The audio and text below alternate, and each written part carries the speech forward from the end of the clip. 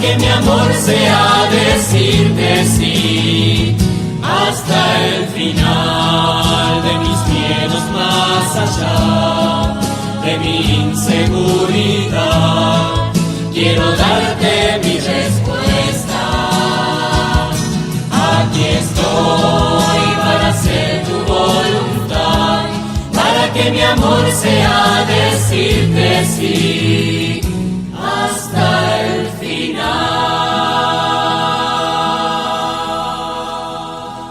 Jesús dijo a sus discípulos: los detendrán, los perseguirán, los entregarán a las sinagogas y serán encarcelados. Los llevarán ante reyes y gobernadores a causa de mi nombre. Y esto les sucederá para que puedan dar testimonio de mí. Tengan bien presente que no deberán preparar su defensa, porque yo mismo les daré una elocuencia y una sabiduría que ninguno de sus adversarios podrá resistir ni contradecir. Serán entregados hasta por sus propios padres y hermanos, por sus parientes y amigos, y a muchos de ustedes los matarán. Serán odiados por todos a causa de mi nombre, pero ni siquiera un cabello se les caerá de la cabeza. Gracias a la constancia salvarán sus vidas. Palabra del Señor. Gloria a ti, Señor Jesús.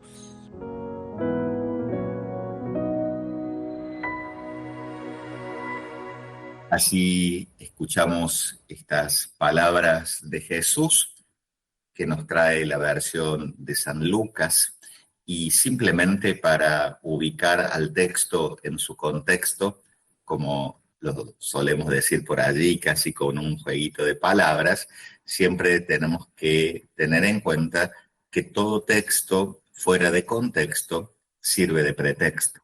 Entonces, para no hacer un pretexto de la palabra de Dios y querer hacer decirle cualquier cosa, lo que a mí lo que me parece en el momento, recordemos un poquito el contexto en el que estamos.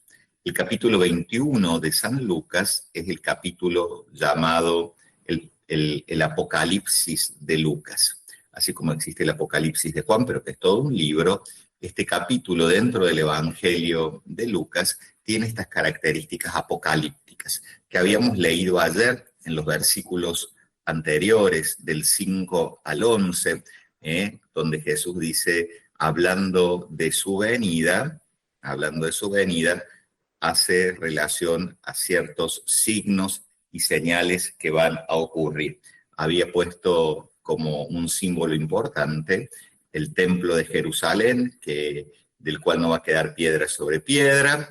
Entonces está hablando del final de algo que es importantísimo, el final de aquello que para el pueblo de Israel se convertía como en el símbolo de la identidad nacional en cuanto a lo cultural, en cuanto a lo religioso, incluso hasta en lo cívico.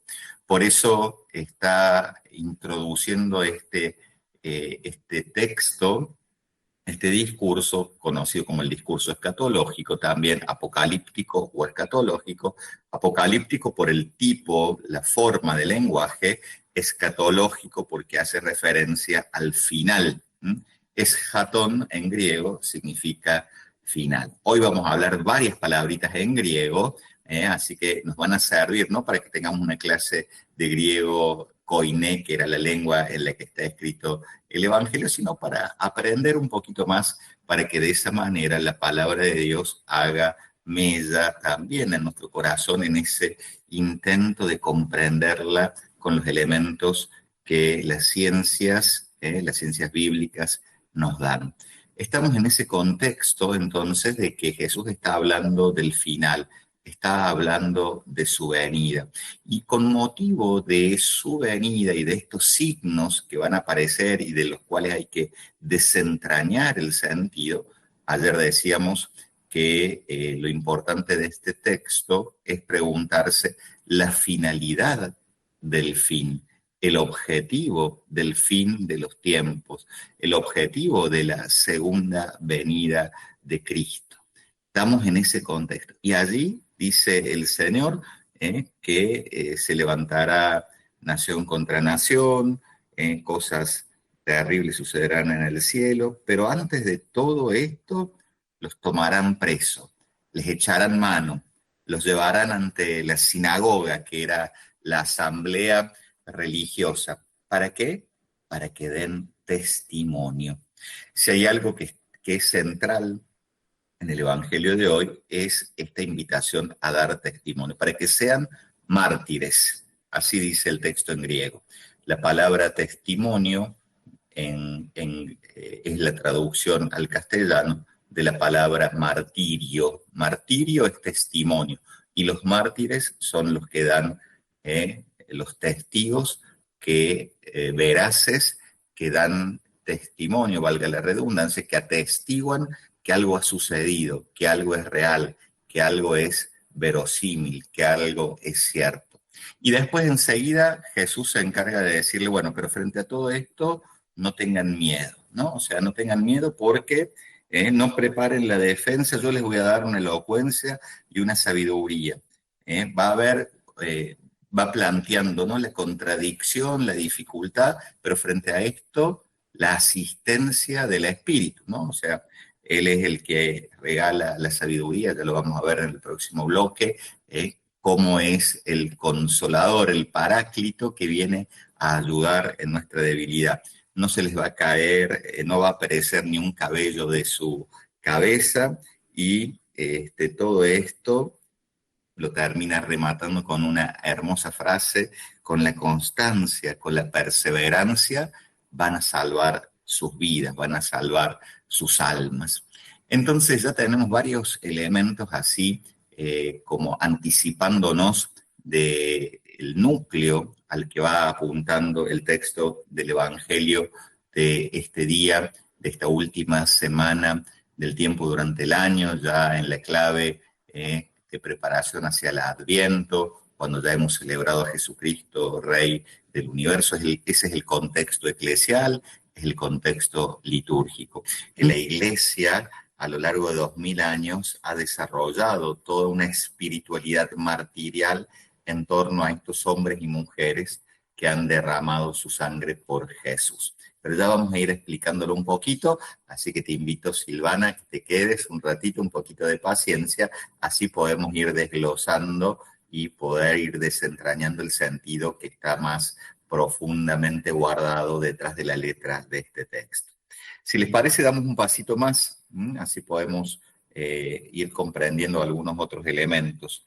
Dice Jesús, esto le sucederá para que den testimonio, o sea, para que sean mártires, y eso tiene que ver con las persecuciones, ¿no? En la época en que escribe Lucas, ya había sucedido lo que les comentaba ayer, que había sido destruido el templo de Jerusalén. Eso fue una tragedia para el pueblo de Israel.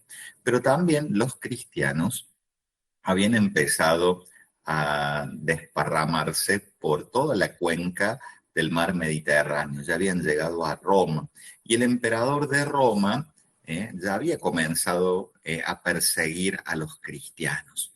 O sea, es un tiempo de persecución, se los persigue porque tenían miedo que este grupo religioso hiciera temblar la vida cívica, la vida cotidiana.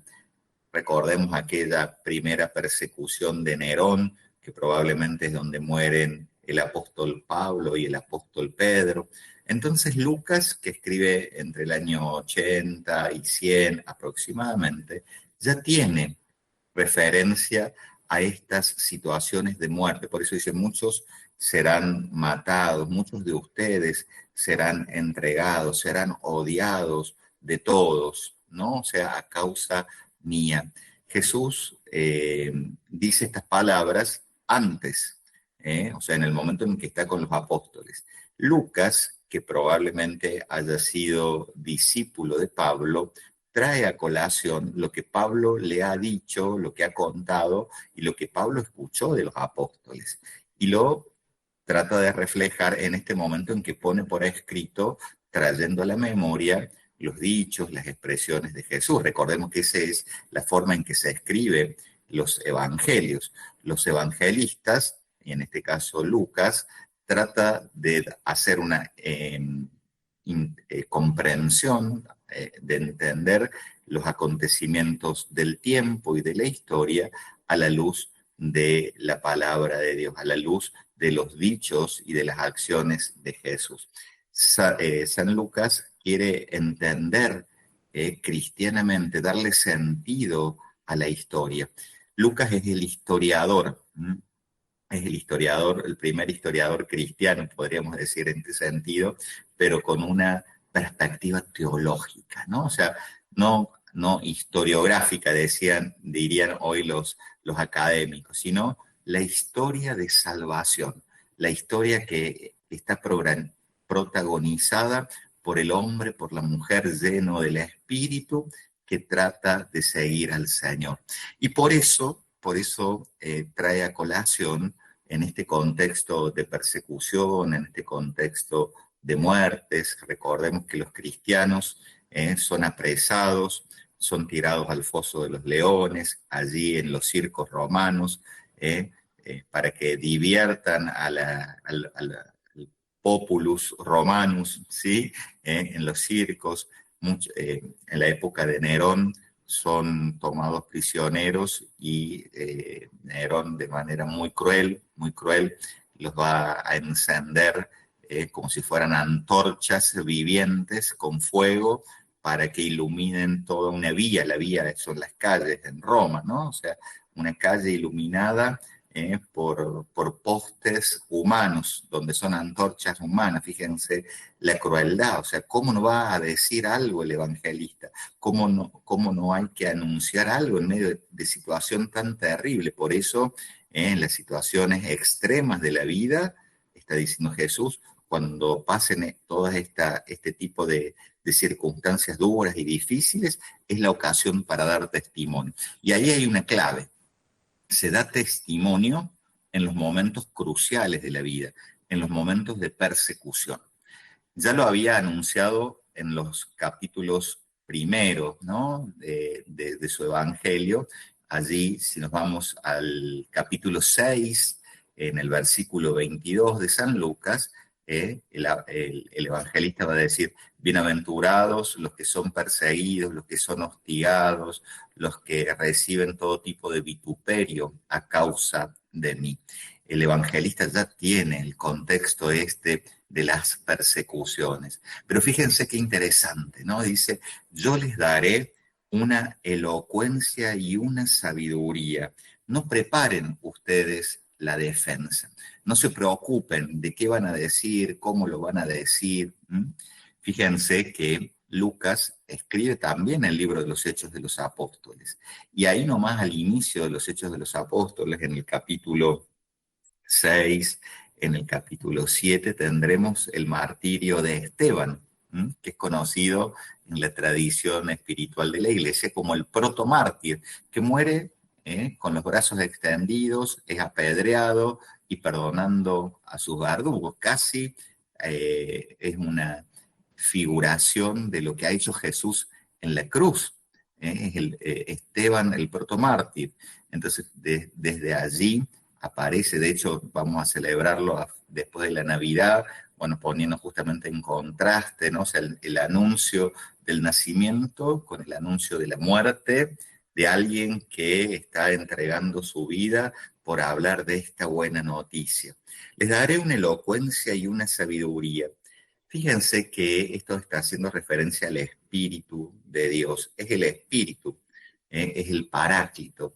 Si nosotros nos vamos al Evangelio de Juan, Jesús les dice en la última cena: me voy al Padre y desde allí les enviaré el Paráclito. Paráclito, paráclisis, quiere decir el que es llamado junto a uno, al oído, para que me enseñe qué es lo que tengo que decir y qué es lo que tengo que hacer en el momento justo y oportuno. Acá el protagonista en la vida del mártir, del testigo, en la vida del martirio, es el Espíritu.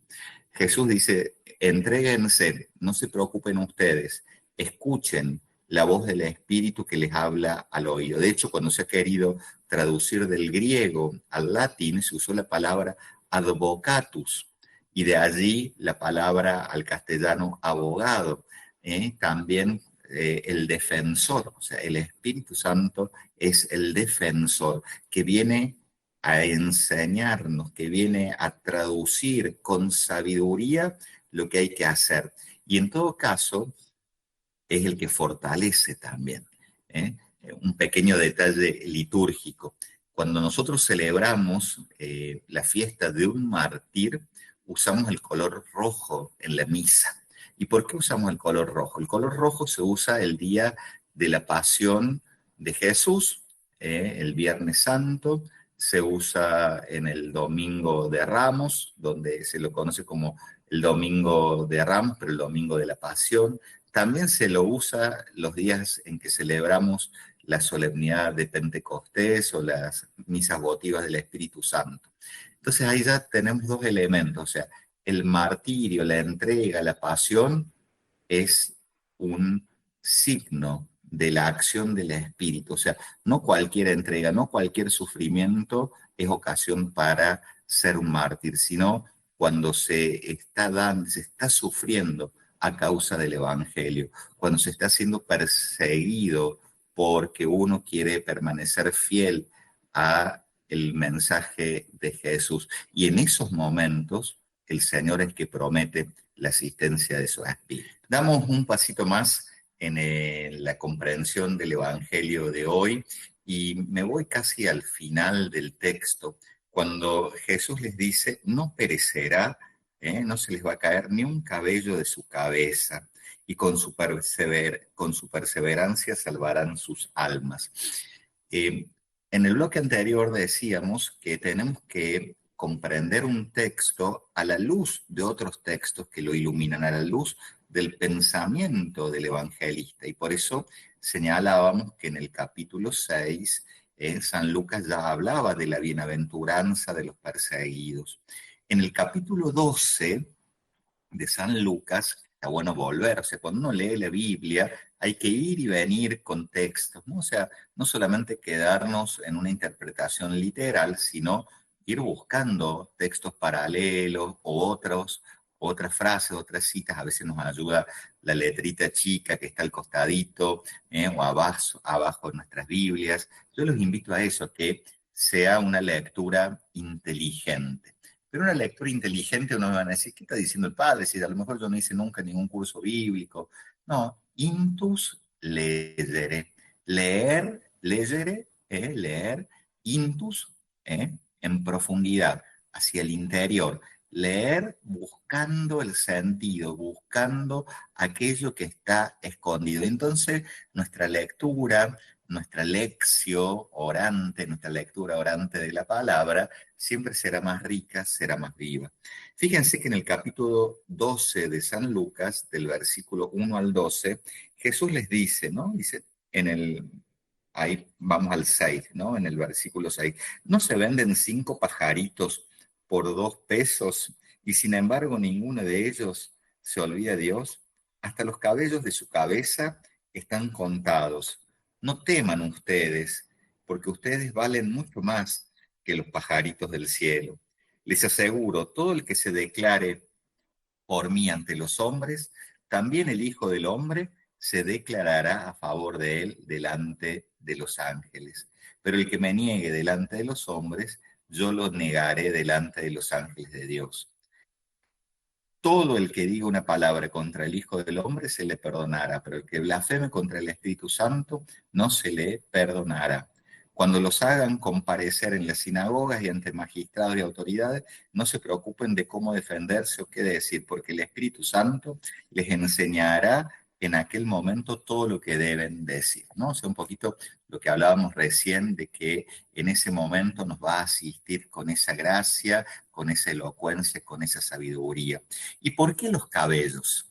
¿Por qué los cabellos? Para los pueblos antiguos, la fuerza de una persona estaba simbolizada en el cabello. Recordemos que a Sansón, cuando le cortaron el pelo, perdió la fuerza. ¿Mm? Entonces, el cabello, la cabellera de la persona, por eso hace tanta insistencia en el pelo, en el cabello, ¿no? O sea, es un símbolo de la fortaleza, ¿no? O sea, aunque parezca que la fortaleza física desaparezca, aunque parezca que uno tenga esto, de, ya no puedo más, yo estaré con usted. Gracias a la constancia salvarán sus vidas, salvarán sus almas.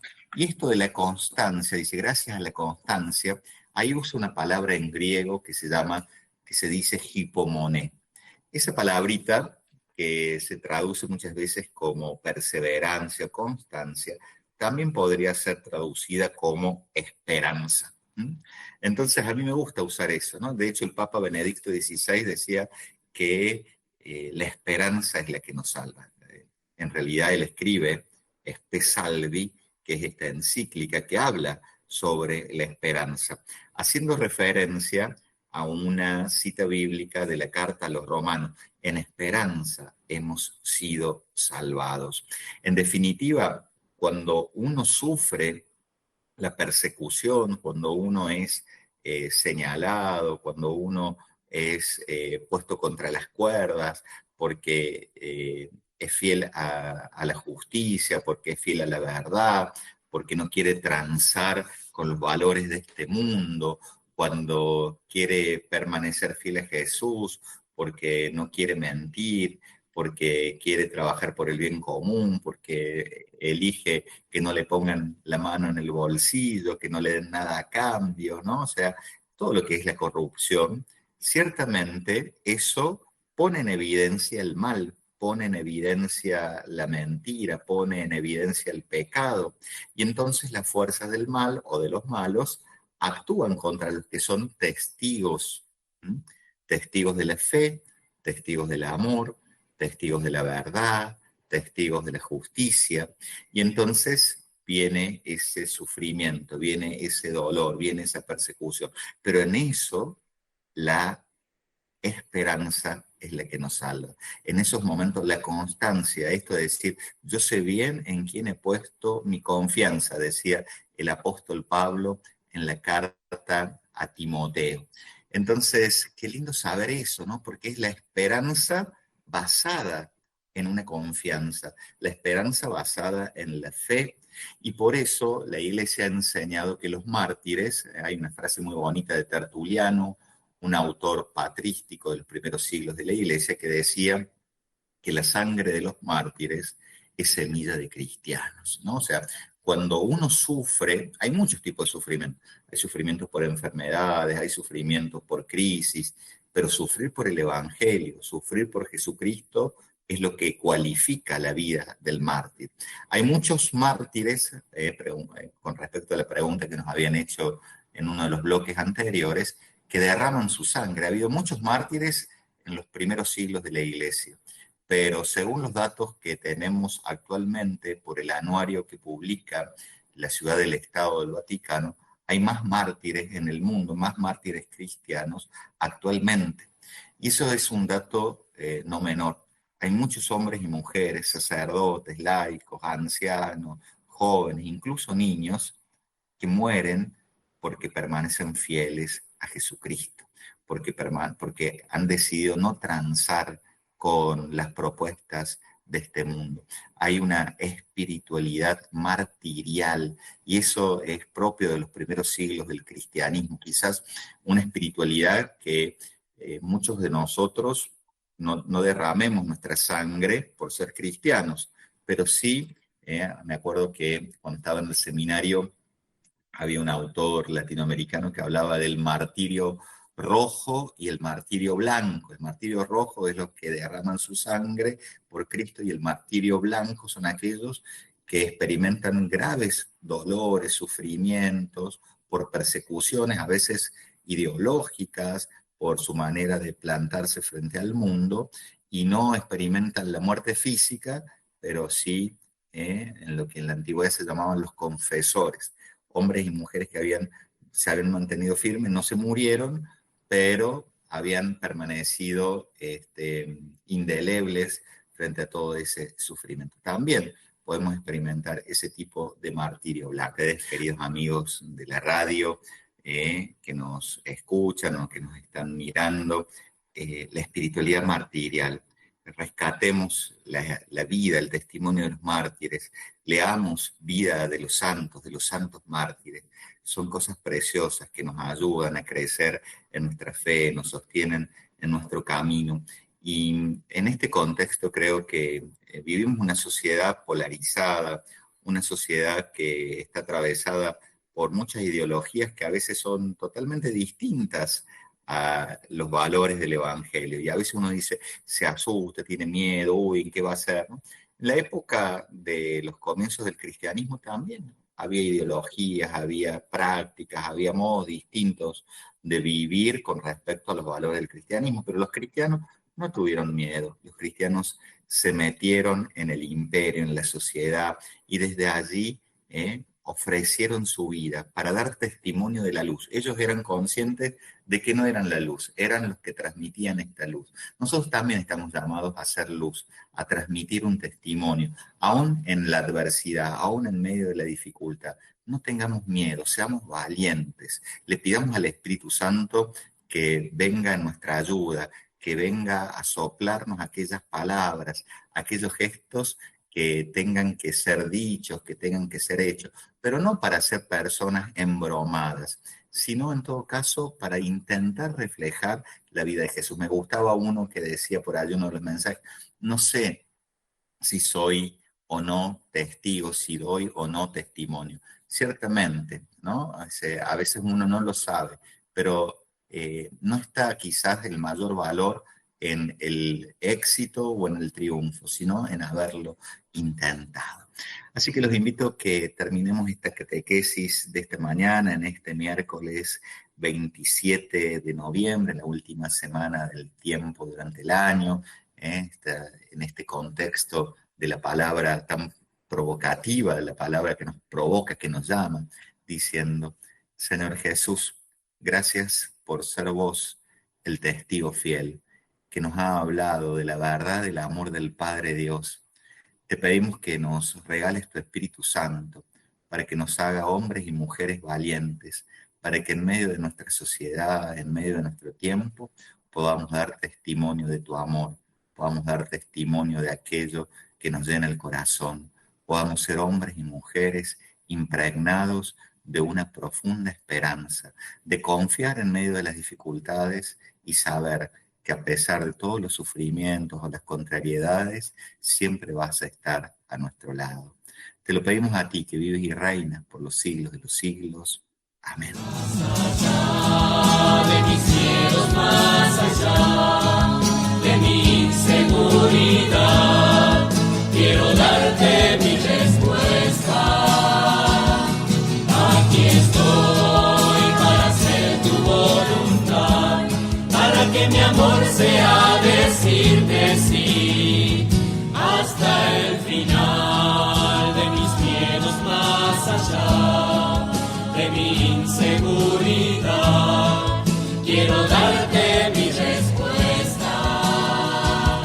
Aquí estoy para hacer tu voluntad, para que mi amor sea decirte sí